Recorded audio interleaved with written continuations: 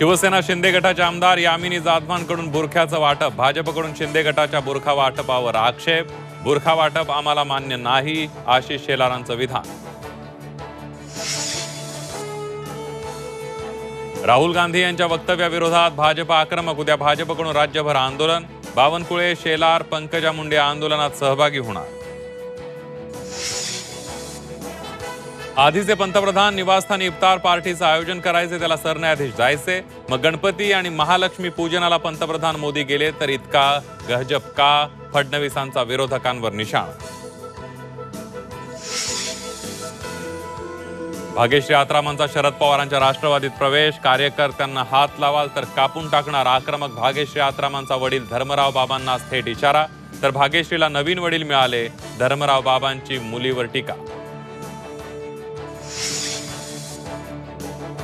केंद्रीय गृहमंत्री अमित शहांच्या दौऱ्यानंतर महायुतीमध्ये घडामोडींना वेग, आठवड्याभरात महायुतीच्या 100 जागा जाहीर होणार असल्याची सूत्रांची माहिती.